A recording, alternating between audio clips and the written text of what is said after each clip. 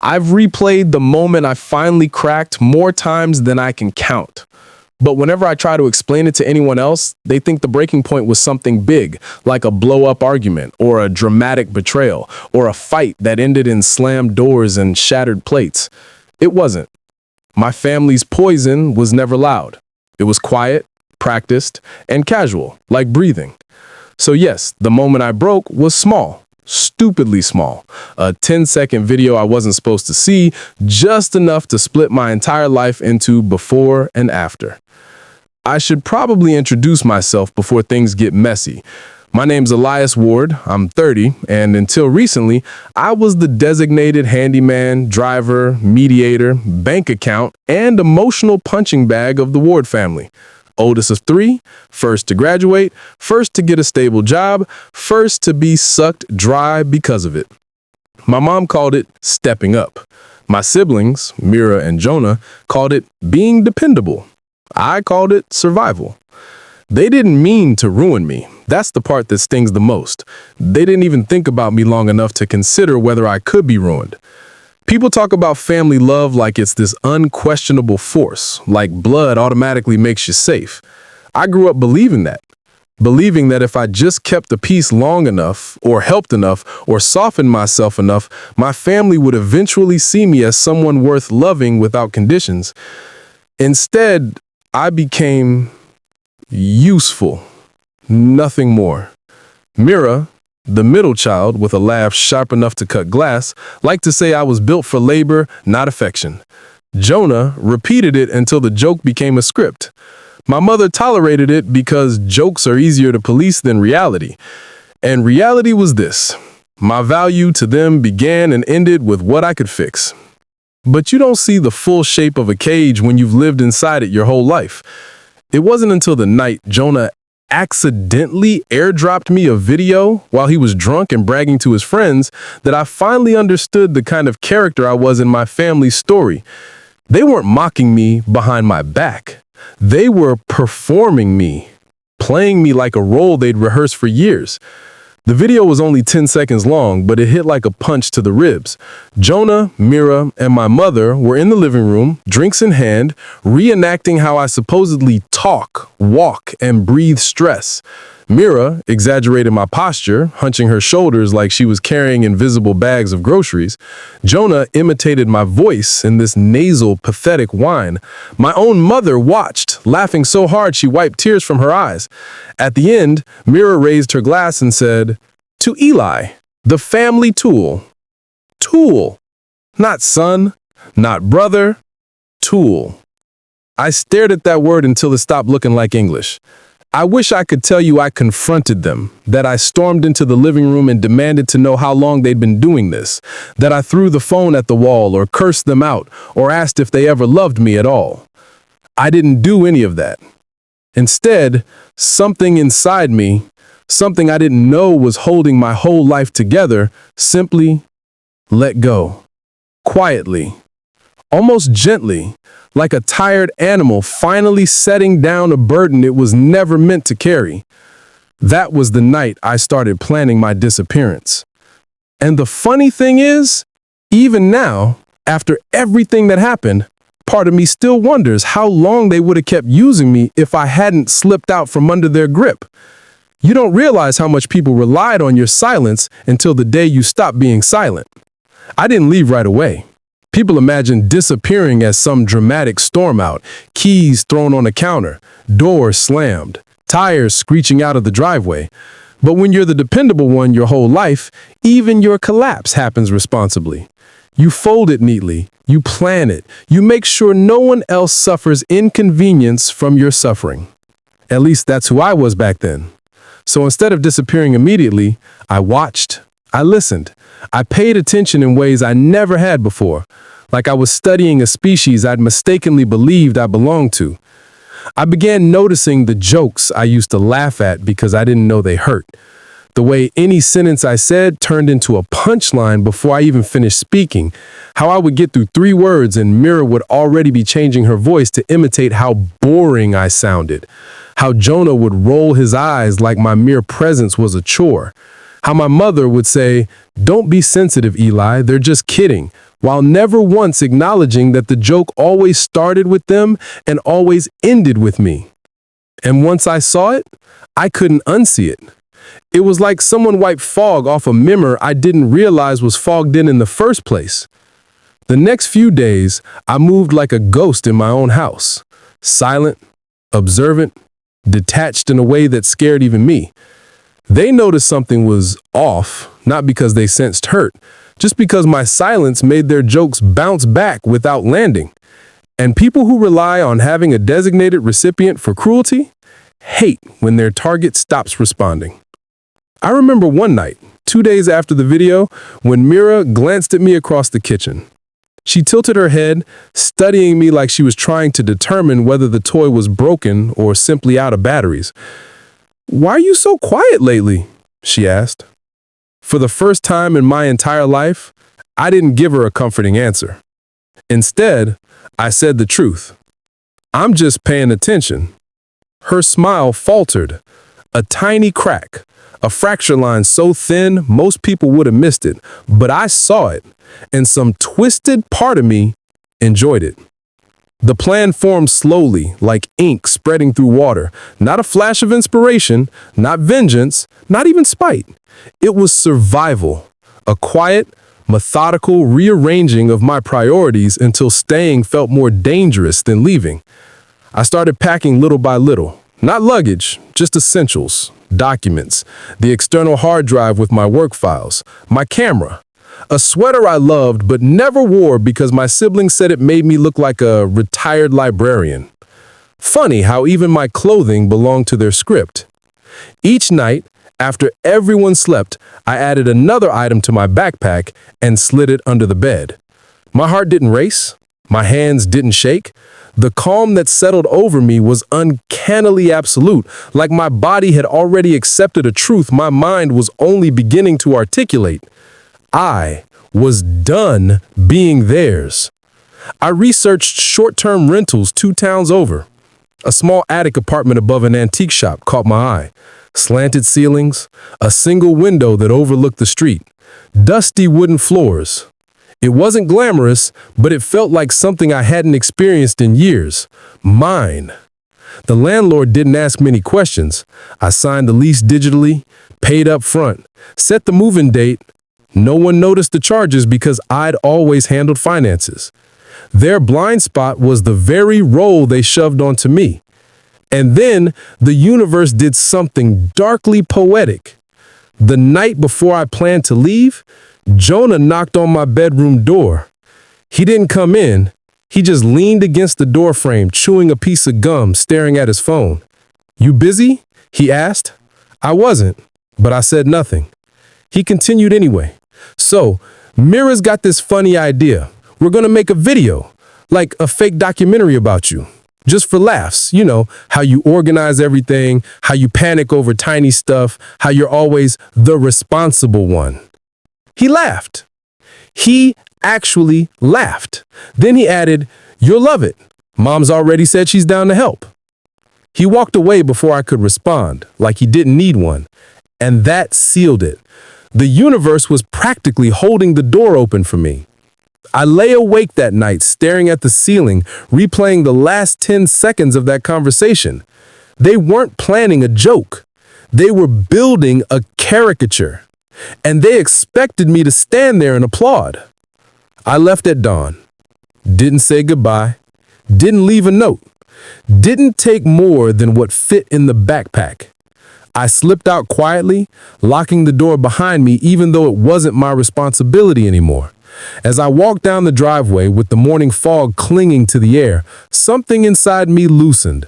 For the first time in 30 years, I felt something close to weightlessness. Freedom doesn't feel like fireworks. It feels like silence. A silence you finally own. Moving into that attic apartment felt less like relocating and more like shedding a skin I didn't realize I'd been suffocating inside. The place was small enough that if I stretched my arms out, my fingers could almost graze both walls. The ceiling sloped so low on one side, I had to duck every time I walked to the window.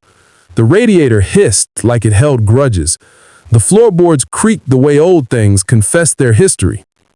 But it was mine, and for the first time in my adult life, that felt like a complete sentence. Mine. It didn't tell anyone I'd gone. Didn't check my messages. Didn't even look at the time for the first 8 hours after I arrived. I sat on the floor, back against the wall, watching light crawl across the room like it was learning the space alongside me. My mind was eerily blank. People expect grief or fear when you leave your family, some big emotional collapse. But all I felt was quiet, like I'd stepped out of a storm I'd forgotten I was living in. Around noon, my body finally remembered I was human. My stomach growled. My mouth felt dry. My legs were numb from sitting in the same position. I stood, stretched, and walked to the window looking out at the street below. Cars hummed past.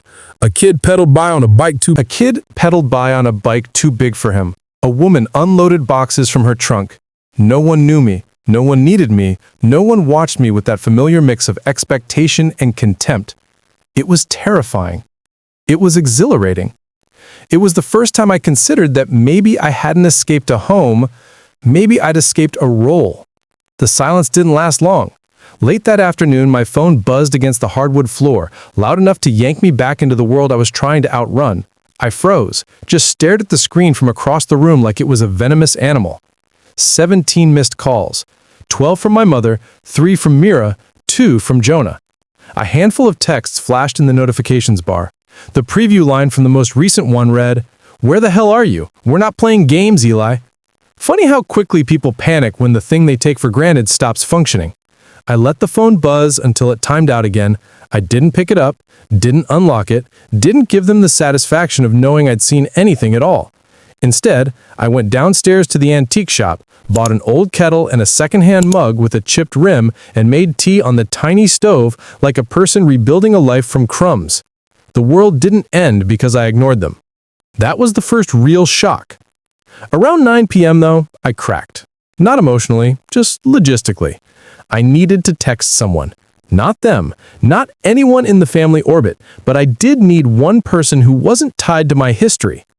Her name was Nia, a coworker I'd never been close to, but always trusted in a quiet, instinctive way. She worked in another department, someone I only ever talked to during meetings or when we passed each other near the coffee machine. But she was kind, not performatively, not strategically. Kind in a way that made you forget kindness wasn't the default. I typed, "I might be offline for a few days. Just wanted someone neutral to know I'm okay." I waited 5 seconds before my anxiety screamed that I'd overshared. But before I could delete it, she replied, "Thanks for telling me. If you need anything, literally anything, just ask. And hey, breathe." 2 words, a simple human response, something my own family had never given me without strings. It shouldn't have hit as hard as it did. But it did. I heard from my family again the next morning, but the tone had changed. Panic had swapped out its mask for anger. The first voicemail I listened to started with my mother's frantic breathing. "Elias, you need to call me back right now. This isn't funny. Your siblings are worried sick. I'm worried sick. You can't just disappear like some runaway child. You're being dramatic." Ah, there it was. The accusation, the rewriting, the stripping of my autonomy. They were worried, but not about me, about the inconvenience of not having access to me. The second voicemail was from Mira. "Grow the hell up, Eli. Seriously, you're ruining everyone's week. If you wanted attention, you could have just said so." I stared at my phone for a long, heavy moment. Attention. That word did something to me. Something sharp. I sat down on the edge of the mattress, still wrapped in plastic from when the landlord delivered it. My hands were shaking, not from fear, but from the sudden realization that Mira truly believed this was about attention. As if survival was a performance, as if disappearing was a cry, as if enduring their cruelty for 30 years was normal, but leaving was a tantrum. I didn't respond. Not yet. I just set the phone face down and let myself feel everything I'd been avoiding for years. Grief, anger, betrayal, relief, freedom. All of it swirling together like storm clouds with no intention of clearing. That's when I realized something important, maybe the most important realization of my entire life. They weren't my family. They were my captors, and I had finally slipped through the bars. The first full day in that attic apartment taught me something I never expected to learn about myself. Freedom is heavy. Not at first, not in that initial breath of relief, but in the hours after, when the adrenaline fades and the world gets quiet enough that your own thoughts echo like footsteps in an empty hallway. I'd always imagined leaving my family would feel like floating, but instead, it felt like standing on a cliff with no railing. No one telling me what to do, no one corralling my time, no one demanding the version of me they preferred. For a moment, just a moment, I wondered if I'd made a mistake. That doubt lasted 20 seconds. Then my phone lit up again. 22 new messages. I didn't open a single one, but I read the previews lining my lock screen like warning labels on a bottle of poison. From my mother. "You're scaring us." 10 minutes later, "We need to talk about this tantrum." From Mira. "Don't make me come find you, this is pathetic." And then "You're being manipulative." From Jonah, inexplicably, "Bro, just tell us where you are and we'll fix this." Fix this. As if I were a malfunctioning appliance. That's when it hit me. They weren't confused about my disappearance. They were offended by it. People like them don't fear losing you. They fear accessing you. I powered the phone off and tossed it on the mattress. It bounced and slid to the floor, screamed down, as if hiding its own shame. Around sunset, loneliness began pressing against my ribs. Not the kind that comes from being alone, but the kind that comes from realizing that the people you spent your whole life loving never actually loved you the way you hoped. I felt it rising, creeping up my throat like a tide threatening to choke me. So I did something simple. I left the apartment. Not dramatically, just walked. Down the narrow staircase, past the antique shop whose dusty chandeliers glowed in the dim light, and out into the chilly evening air that smelled faintly of rain and old brick. The town was small, quiet in a way that cities forget how to be. I walked without a goal, past a bakery with fogged windows, a bookstore with a handwritten "Be Back in 10" sign, and a little cafe with two elderly men playing chess by the window. Their laughter drifted out when the door opened for a customer. It was warm, unforced, familiar in a way that made my chest ache. I realized then what my family's laughter had always lacked: gentleness. Theirs was a blade. Theirs was a performance. Theirs was always aimed at someone. Here, it was just joy. I stood outside that cafe longer than I meant to, shoulders hunched, hands in my pockets, wondering why something so ordinary felt so foreign. Eventually, I went in. Not for food, not for coffee, but for noise, for life, for something that didn't chew at me. I ordered a tea, sat near the back, and watched strangers move in rhythms that didn't revolve around me. It should have calmed me, and in a strange way, it did. Then I heard her voice. "Elias." I turned, and there was Nia, my coworker, the one I'd messaged the night before.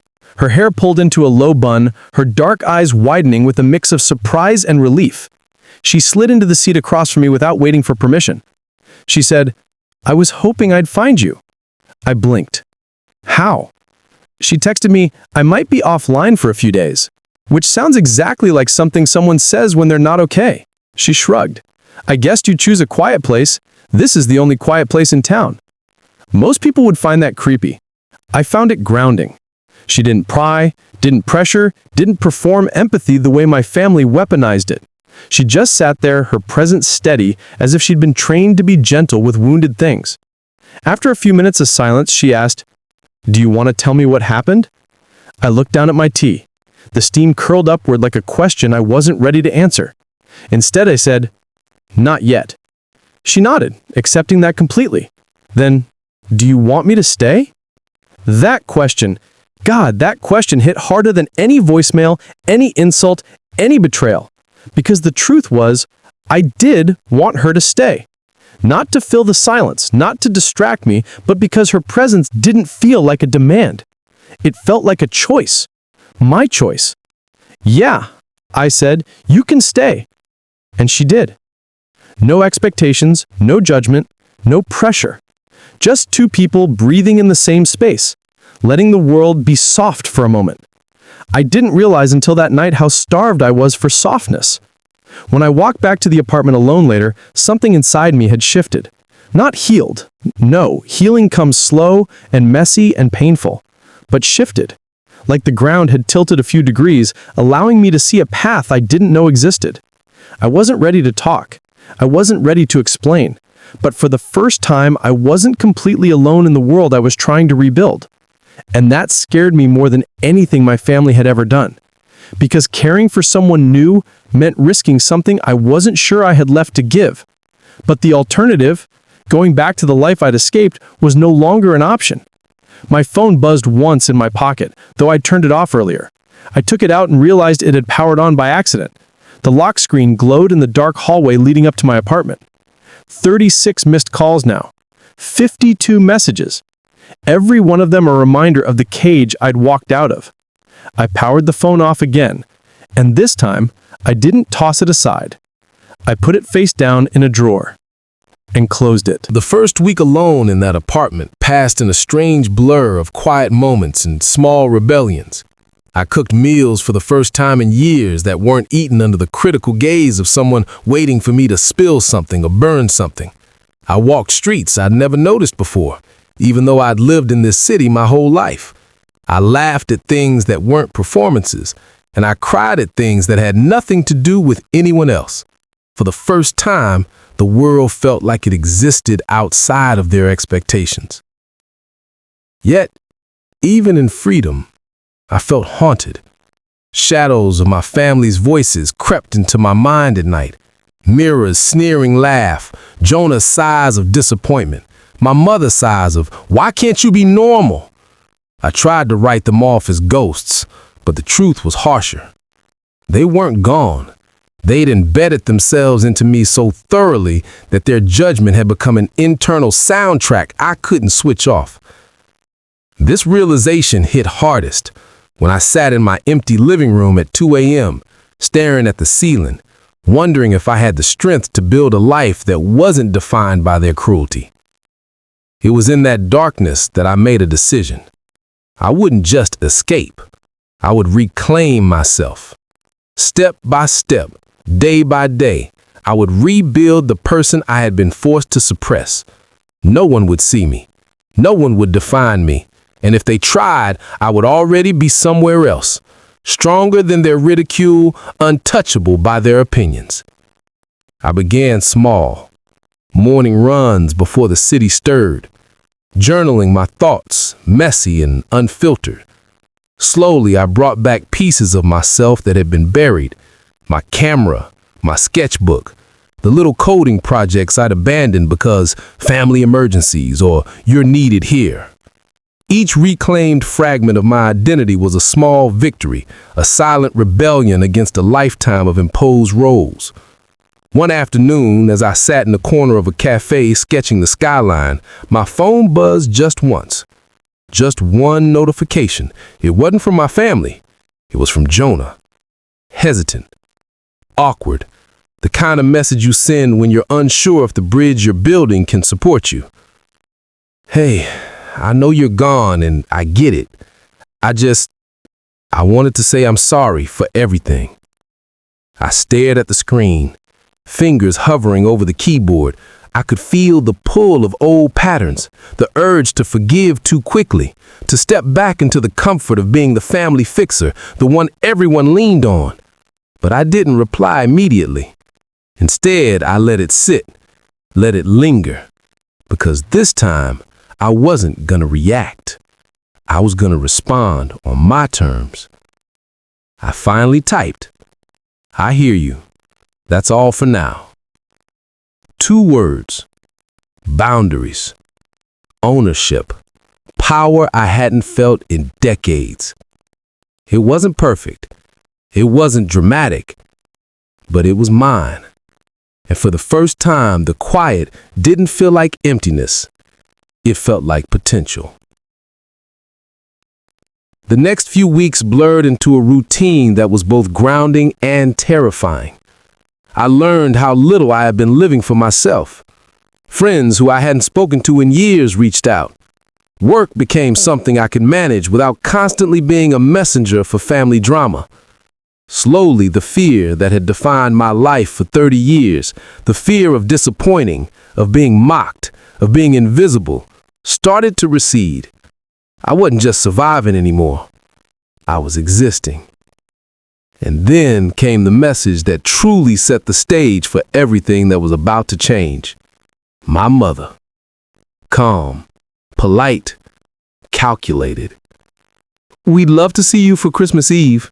No pressure. Just family. It wasn't an invitation. It was an assumption, a challenge, a test I wasn't obligated to pass. I stared at it for a long time, thinking about every insult, every joke, every night of silent frustration, every role I had been forced into, and for the first time in my life, I realized the truth. I could choose how to show up, or I could choose not to show up at all, and either choice would be entirely mine. A small, feral part of me smiled. This was no longer about them. It was about me. I spent days thinking about that Christmas message, turning it over like a stone in my hand, examining every sharp edge. I knew showing up on their terms would be a trap. It was never about family, not really. It was about performance. Every laugh they ever directed at me, every joke they twisted around, every sigh of disappointment, it was all meant to prove I existed to serve them. And yet for the first time, I wasn't willing to perform. Not for them, not for anyone.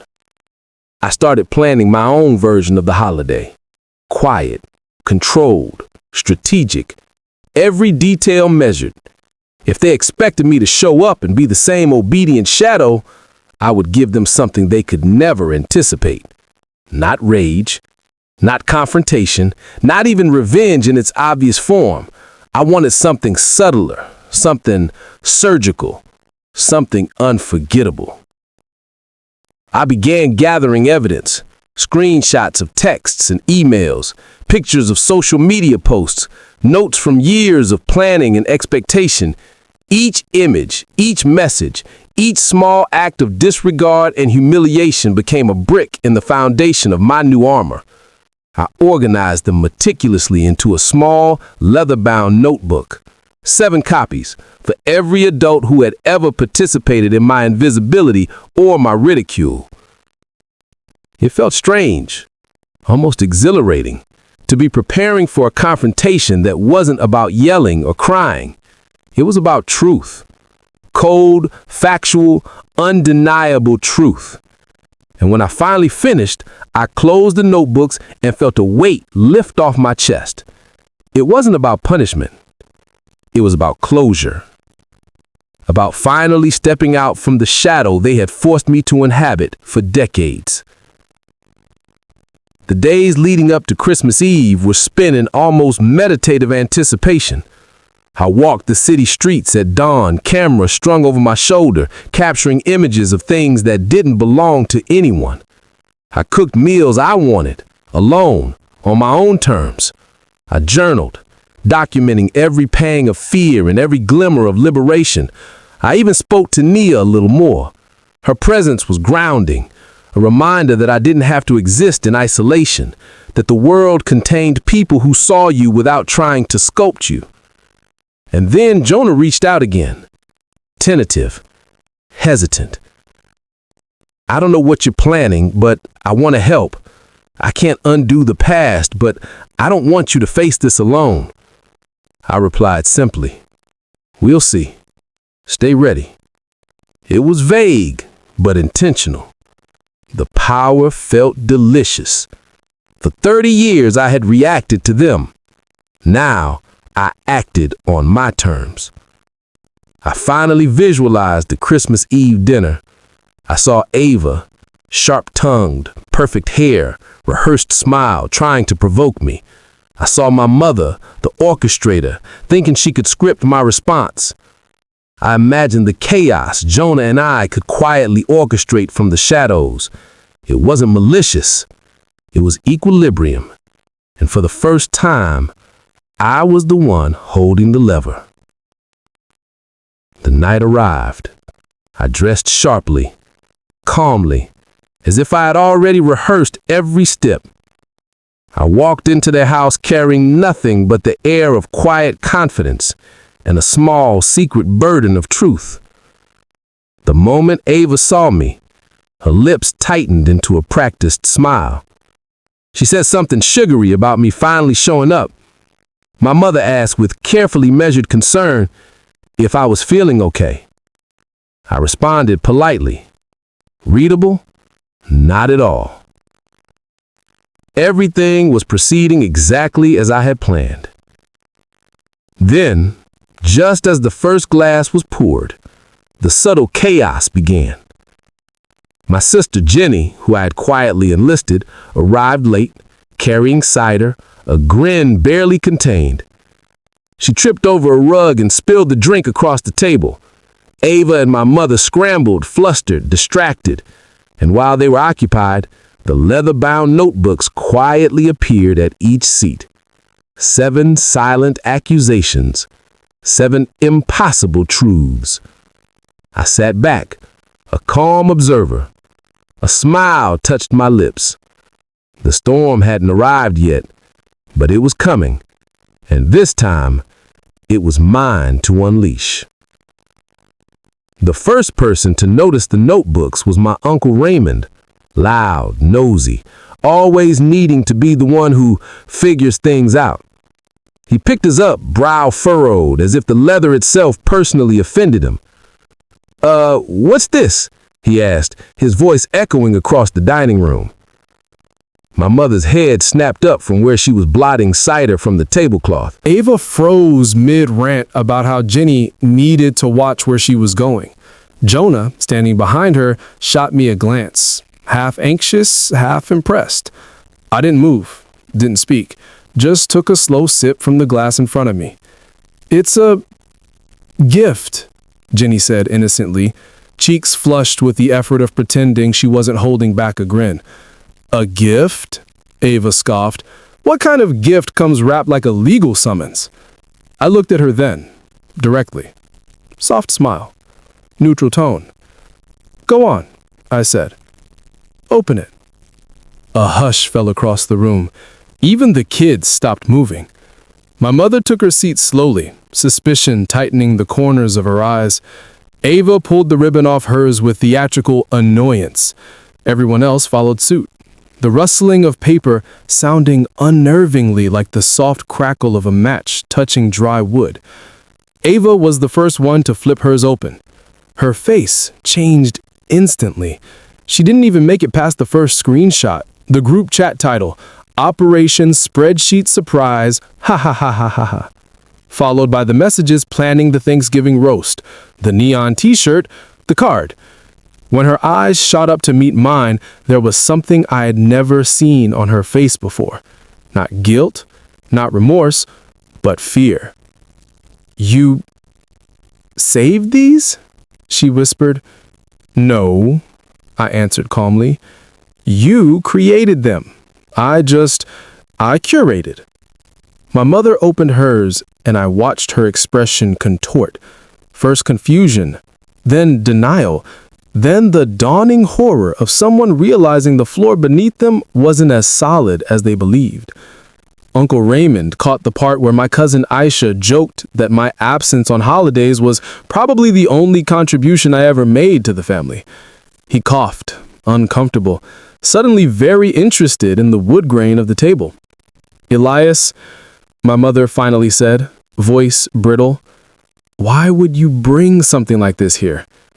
I leaned back in my chair, feeling the room tilt toward me for the first time in decades. "Because you asked me to come for Christmas, and I didn't want there to be any, misunderstandings." Ava slammed the notebook shut. "So what? You're gonna ruin Christmas because you're mad about a joke?" "A joke," I repeated. "You planned to humiliate me in public. You called it a roast. Mom approved it." My mother flinched. "Well, you know how our family is. We tease, we laugh. It's never serious. Funny how the jokes always go one direction, and funny how the jokes required months of planning, group chats I was deliberately excluded from, and a reservation I was expected to book and pay for." Silence. A heavy, uncomfortable silence that filled every crack of the room. Jonah swallowed. He's right. Ava turned on him, betrayed. Are you taking his side? Someone should have a side, Jonah muttered. My mother closed her notebook, but didn't put it down. She held it as if afraid someone might take it away. This feels, unnecessary, she said, barely above a whisper. What's unnecessary is 30 years of pretending you didn't know exactly how the family treated me. You called me dramatic every time I tried to bring it up. You laughed along with them. You liked Ava's post mocking me for not bringing the stuffing. You wrote, ha ha ha ha. Her breath went shallow. That was, Elias, that was just a joke. I finished for her. Right. I wasn't angry. I wasn't shouting. That was what unsettled them most. Ava stood up abruptly, pointing at me like she was prosecuting a case only she believed she could win. You're making yourself the victim. Always the victim. You think you're better than us now because you, made a scrapbook of things people said when they were annoyed? I tilted my head. A scrapbook is made to be cherished. This is a record. Flip to the last page, I said quietly. One by one, they did. And there it was, the letter I had typed for each of them. Personalized, brutally honest, tender in the places it needed to be, honest everywhere else. Inside every copy, the final line was the same. Silence is not the same as forgiveness, but it is the end of access. Jonah exhaled like someone who'd been punched. Ava sat down, my mother's face crumpled, not in guilt, not exactly, more like disbelief, like she had always counted on me playing my assigned role, and it had finally, irrevocably ended. I stood up slowly, pushing my chair back with a soft scrape against the hardwood floor. I'm not here for a fight. I came to return everything you gave me, every joke, every dismissal, every expectation. Now, it's back with its rightful owners. I adjusted my coat, calm as a surgeon after the final stitch. You told me to come as family, and this is the first time I did exactly that. I walked toward the door. No one moved. No one called my name. No one tried to stop me. The power was mine now, and they knew it. I didn't get 3 full steps from the table before my mother finally spoke. Not a shout, not a plea, not even anger. Just my name. Quiet, fragile, as if it were a thread she was afraid might snap if she pulled too hard. Elias, wait. I stopped, but I didn't turn around. I could feel everyone staring at my back, the same way people stare at the wreckage of a car crash they accidentally caused. I don't understand, she said. Why now? Why this? You're acting like we're monsters. I turned slowly, hands in my pockets. You're not monsters. You're just people who never thought the quiet one would stop absorbing the hits. Her posture folded in on itself. For the first time in my life, she looked small. A woman who suddenly realized the scaffolding she relied on had quietly learned how to walk away. Brava broke the silence next. Oh my God, enough with the theatrics. You're not walking out like some tragic hero in a Netflix movie. Funny. I said I wasn't planning a monologue. I planned silence. You're the ones making it dramatic. Her jaw tightened. She hated that. Hated not being the center of the emotional storm. Why couldn't you just talk to us? My mother asked desperately. I held her gaze. I did, I said. For decades. You never listened. Jonah stood up from his chair like he'd made a decision he couldn't take back. Mom, he's right. Ava whipped toward him. Are you serious? You planned a roast. You made a whole group chat about humiliating him. You told me it was harmless. But this? He held up the booklet. This isn't harmless. This is targeted." Ava scoffed. "I swear to God, you're being manipulated." "No," he said firmly, "you're just not used to being held accountable." That was the moment the room shifted again, this time against her. Uncle Raymond cleared his throat. "Ava, the stuff in here is pretty rough. Oh, please, everyone was joking. Everyone. You're all acting like he's some fragile orphan." My mother flinched at that. "Ava, what?" she demanded. "He wants to ruin Christmas." "No," my mother said quietly. "He wants boundaries." Ava stared at her like she had just grown a second head. My mother rose from her chair slowly, as if her legs might give way. "Elias, please sit. Let's talk through this as a family." Her voice was trembling, and not in a manipulative way, in a way that told me she finally, genuinely felt the weight of it. "I'm done talking," I said gently. "Talking was the version of me you all depended on, the version who tried to clean up messes I didn't make, the version who swallowed hurt so you wouldn't have to feel it." She took a step forward. "Then what do you want? What will fix this?" "Nothing," I said. The inside of the room inhaled sharply. "I didn't come here to fix anything. I came to return the dent.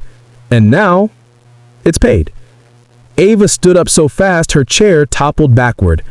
"This is unbelievable. You're really going to walk out and just, what, pretend you're better than us now?" "I'm not better," I said calmly. "I'm just finally respectful of myself." That sentence hit her like a slap, because she understood exactly what it meant. My mother reached out slowly, cautiously, as if afraid I might vanish if she moved too fast. "Will you come back after tonight?" It wasn't manipulative, not strategic, just a mother asking a question she didn't know she'd ever have to ask. I exhaled. "I don't know," I said honestly, "but I can promise you this, I won't come back as the version of me you all depended on. That person is done." Her hand dropped to her side. Ava looked away, jaw clenched. Jonah looked ashamed. Raymond looked uncomfortable. Aisha looked guilty. Everyone else looked like they suddenly didn't know where to put their hands. In the space between breaths, I felt something unhook inside me, something that had been knotted tight for 30 years. Freedom doesn't always feel triumphant. Sometimes it feels like grief. I turned toward the door again, and this time, no one tried to stop me. The air hit me the moment I stepped onto the sidewalk, cold, sharp, and indifferent. The kind of air that doesn't care about your pain or your victories. I pulled my coat tighter and took a deep breath, feeling the weight of the house, the noise, the judgment, the chaos fall away behind me. Every step felt like reclaiming inches of my own life. For once, I wasn't walking under their shadows, I was just walking. But freedom, I quickly remembered, doesn't erase consequences. Jonah caught up to me halfway down the block. His face was pale, eyes wide, carrying that awkward guilt of someone finally realizing the role they played in years of harm. "Elias," he started, voice shaking. "I didn't know she'd go this far. I didn't mean to—" "Jonah," I interrupted, calm but firm. "This isn't about intent anymore. It's about results. You want to help, stop standing behind them. Stop apologizing for them. And be honest with yourself." He nodded quickly, swallowing hard. I get it. I'm sorry. I didn't defend you. I didn't see it. I never wanted to see it." I looked at him, really looked at him for the first time in years. Something in his eyes made me believe him. Not completely, but enough to trust him, just a little. "Then don't," I said. "Just don't." We walked together in silence for a while, the city humming around us like it didn't care who was healing or breaking. That silence, strangely, felt like an extension of the freedom I'd found inside the apartment. It wasn't peace, it was potential. Raw, unshaped, ours to shape however we wanted. The next day, I learned that the notebooks had done more than shock the family. Word spread quickly through distant relatives and cousins. What happened at Christmas Eve wasn't an accident. Ava tried to spin it, of course, claiming it was a misunderstanding, that Elias had been dramatic, but the truth was already escaping her control. Jenny had quietly explained to some cousins that the story they'd been told, that I'd had some sudden breakdown, wasn't true. It was exhilarating to watch. The narrative was cracking. The lies they had relied on for years to maintain power were dissolving in the light of actual evidence. I felt no joy in this, not smug satisfaction, not revenge, just recognition. Recognition that my truth mattered more than their stories. Recognition that for the first time, I was the author of the narrative. Even my mother eventually called me, cautiously, as if testing the waters of our new dynamic. I listened. I spoke carefully. Boundaries had become my language. And for the first time, she had to learn it too. Ava, of course, didn't handle it well. She tried to reclaim control in subtle ways.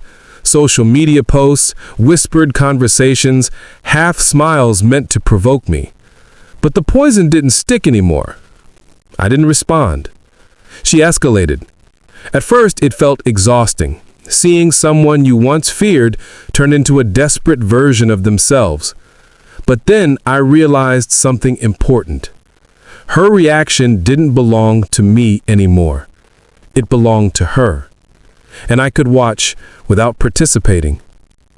One evening, I received a text from her. "You think you're better than us? This isn't over." I didn't reply. Instead, I placed my phone face down, poured a glass of wine, and looked out at the city lights. She wasn't threatening me, she was threatening herself, her inability to handle a world where she wasn't in control. And that, I realized, was the lesson I'd been waiting my whole life to learn. Months passed, I rebuilt myself piece by piece. Photography became my refuge, coding my therapy. Early morning runs became meditation. I learned to hear my own thoughts without the constant commentary of someone else's expectations. And slowly, I stopped looking back. Then came the moment that defined everything. My mother called again, not pleading, not commanding, not joking, just tentative, vulnerable. "Elias," she said softly, "do you want family again?" I paused, really paused. I thought about the years of mockery, the jokes, the roles, the expectations. I thought about the freedom I'd found. I thought about Nia, about Jonah, about the life I was building. "I don't know," I said honestly, "but I know this. If I do, it will be as me, not the version of me you wanted, not the one who absorbs your cruelty in silence. I'll decide how family fits, and so will you." There was a silence on the line, then a soft, almost imperceptible, "I understand." I hung up, and for the first time, I felt a completeness I had never imagined possible. I wasn't a scapegoat, I wasn't the tool, I wasn't the placeholder for their amusement. I was Elias Ward, whole, visible, free. I stepped outside. The air smelled like rain and possibility. I breathed it in deeply, as if inhaling every year I'd lost and let it fill me entirely. For the first time, I didn't need anyone's approval to exist. I was finally home, in myself. Spring arrived slowly that year, not with fanfare, but with subtle reminders that life goes on, regardless of grudges or past pain. I found myself wandering through the city streets, camera slung over my shoulder, noticing details I had never allowed myself to see before. The way light pooled in a cracked window pane, the way a stray cat slinked along a brick wall, the way people moved through the world unaware of the stories unfolding around them. It was peaceful, yes, but more than that, it was grounding. I was finally living for myself. Nia became a constant presence, not in a romantic sense, though there were sparks that neither of us pushed nor denied, but as a tether to reality. Someone who reminded me that trust didn't have to be a weapon, that connection could exist without expectation or manipulation. We walked, we talked, we sometimes sat in silence, and I realized I hadn't experienced silence like this in decades. It didn't suffocate me, it nurtured me. One rainy afternoon, I pulled the 7 notebooks from their hiding place in my apartment closet. I leafed through them slowly, rereading messages, screenshots, and my final letters to each family member. It was surreal to see my life condensed into pages, the weight of years of misunderstanding and manipulation distilled into tangible form. I decided to send copies to certain extended relatives, cousins and aunts, who had been quietly observing, who had always suspected there was more beneath the surface. Some responded with gratitude, some with shock, some with awkward silence. But the first time, the narrative wasn't controlled solely by my nuclear family. The story was spreading, unaltered, like a truth finally breaking free. It was intoxicating. Not revenge, not victory, just justice in its purest form. Ava's attempts to regain control escalated over the months. Social media posts with passive-aggressive captions, whispers at family events about how Elias couldn't handle reality, attempts to isolate Jonah and me with half-truths and selective stories. But nothing worked. I had built a wall of calm, measured response around myself. I didn't argue, I didn't retaliate, I simply existed beyond her reach. One evening, she cornered me at a distant relative's wedding, her eyes wild. "You think you've won, don't you? You think you're better than us?" I didn't flinch. I smiled faintly. Better?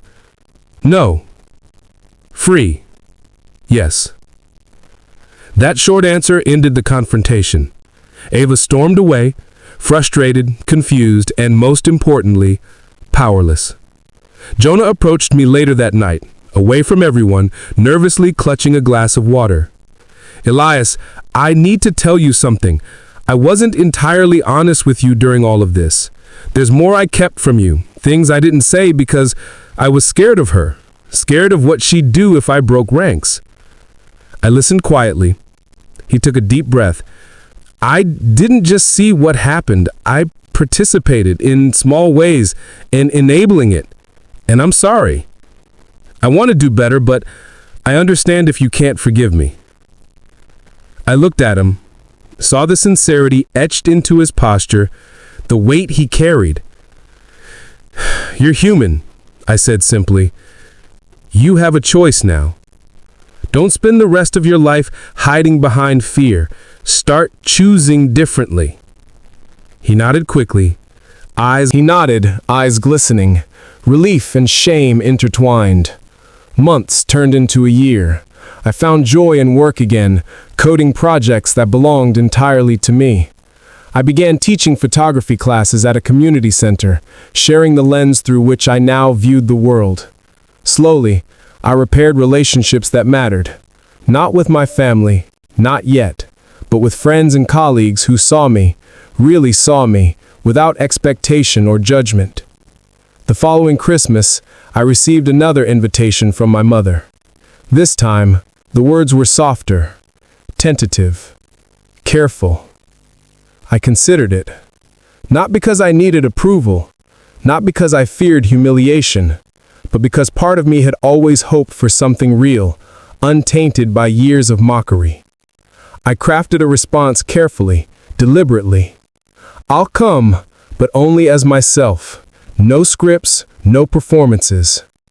It was the first time I set terms, and for the first time I felt no anxiety, only clarity. Christmas Eve arrived. I walked into the room not as the scapegoat, not as the obedient son, not as the family fixer. I walked in as Elias Ward, calm, composed, untouchable by old roles. The notebooks were left behind, their presence no longer necessary. The lesson had been learned, the message delivered. Ava, my mother, even Mira, they tried subtle provocations, but they failed. My calm presence was a mirror they could no longer manipulate. Jonah and Jenny supported me quietly, and I realized, finally, that family didn't have to be tied to tradition, performance, or cruelty. Family could be chosen, respected, and most importantly, safe. After Christmas, I walked outside alone, into the quiet snow that had begun to fall. My breath hung in the cold air, and for the first time in decades, I didn't feel the weight of expectation pressing against my chest. I was free. I was whole. I thought of Nia, of Jonah, of friends who truly mattered, and I realized that the life I wanted wasn't bound by bloodlines or old trauma. It was bound by choice, by respect, and by the courage to finally stand unbroken. I stepped forward, snow crunching underfoot, heart steady, mind clear. Life was ahead of me, vast and uncharted, and for the first time, I didn't need anyone's permission to inhabit it. I was home. In myself. He nodded, eyes glistening, relief and shame intertwined. Months turned into a year. I found joy in work again, coding projects that belonged entirely to me. I began teaching photography classes at a community center, sharing the lens through which I now viewed the world. Slowly, I repaired relationships that mattered. Not with my family, not yet, but with friends and colleagues who saw me, really saw me, without expectation or judgment. The following Christmas, I received another invitation from my mother. This time, the words were softer, tentative, careful. I considered it. Not because I needed approval, not because I feared humiliation, but because part of me had always hoped for something real, untainted by years of mockery. I crafted a response carefully, deliberately. I'll come, but only as myself. No scripts, no performances. It was the first time I set terms, and for the first time I felt no anxiety, only clarity. Christmas Eve arrived. I walked into the room not as the scapegoat, not as the obedient son, not as the family fixer. I walked in as Elias Ward, calm, composed, untouchable by old roles. The notebooks were left behind, their presence no longer necessary. The lesson had been learned, the message delivered. Ava, my mother, even Mira, they tried subtle provocations, but they failed. My calm presence was a mirror they could no longer manipulate. Jonah and Jenny supported me quietly, and I realized, finally, that family didn't have to be tied to tradition, performance, or cruelty. Family could be chosen, respected, and most importantly, safe. After Christmas, I walked outside alone, into the quiet snow that had begun to fall. My breath hung in the cold air, and for the first time in decades, I didn't feel the weight of expectation pressing against my chest. I was free. I was whole. I thought of Nia, of Jonah, of friends who truly mattered, and I realized that the life I wanted wasn't bound by bloodlines or old trauma. It was bound by choice, by respect, and by the courage to finally stand unbroken. I stepped forward, snow crunching underfoot, heart steady, mind clear.